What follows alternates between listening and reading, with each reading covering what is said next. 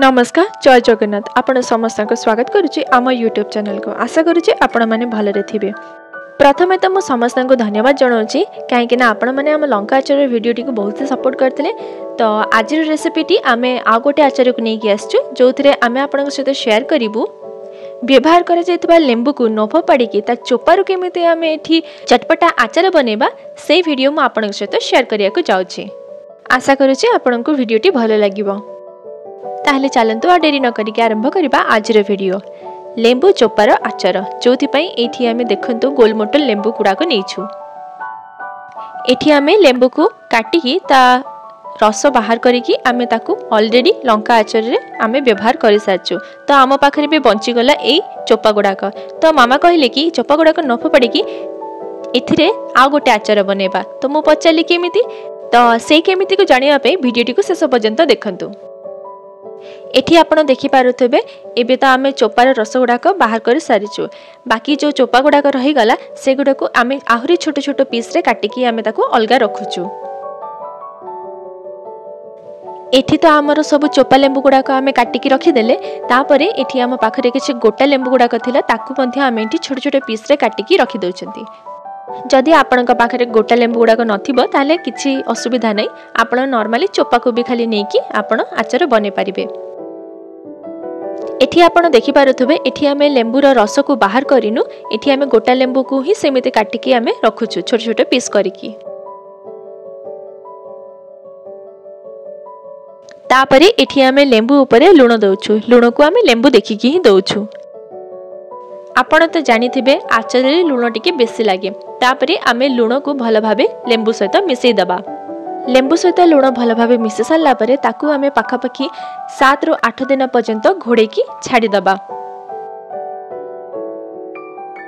मने रखिबे ताकू एमिति आमे 7 रु 8 दिन पर्यंत छाड़ीबानी, ताकू आमे मझिरे मझिरे ओलट पालट करिकी भी मिसौथबा। आमर पाखापाखी 7 रु 8 दिन हो सारी। आपण एठी देखि पारुथबे आम लेंबूर कलर भी चेंज हो जाइछि।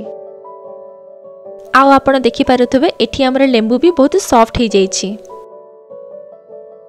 एबे चलंतो प्रस्तुत करिबा आचार पई मसला। जोथि पई एठी आमे नउछे 2 चमच पान महुरी, 1 चमच धनिया, हाफ चमच जीरा, पाखापाखी 10 रु 12 टी गुलकी।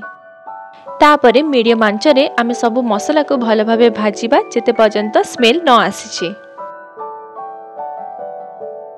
आपण एठी देखि पारुथबे हमर कलर भी हेई गलानी आ हमर भाजी भी हेई सारिछि। एबे ताको ठंडा हेबा पई आमे गोटे पात्र रे बाहर करिकि रखि दबा। सेपटे हमर मसला ठंडा हो एपटे आमे गोटे कड़ाई को गरम करिकि सेथिरे आमे गुड़ नबा। आपनक सहित मु ऑलरेडी शेयर कर सारिछि आमे गुड़ को इंस्टेंटली केमती व्यवहार करूछे। जदि आपण जानते मु पुणी थर आपण सहित शेयर करूछि। आमे गुड़ को फुटेकी ताको छाणीकी सब बेले आमे रखु। जेते बेले हमको इंस्टेंटली दरकार हुए आमे ताको व्यवहार करिथाउ। एठी आपण देखि पारुथबे आम गुड़ रे गोटे तार आसी गलानी, ता माने आम गुड़ हेई गलानी। सेपटे तो आमर गुड़ हेई गलानी आ एपटे आमर मसला भी ठंडा हेई जायछि। एबे चलंतु ताको एबे आमे ग्राइंड करि नबा। एठी आपण देखि पारुथबे एठी आमे मसला को दरगड़िया रखिछु, बेसी प्लेन रखिनु। तापरे एठी एबे आमे पेसी थबा मसला को गुड़ सहित मिसई दबा।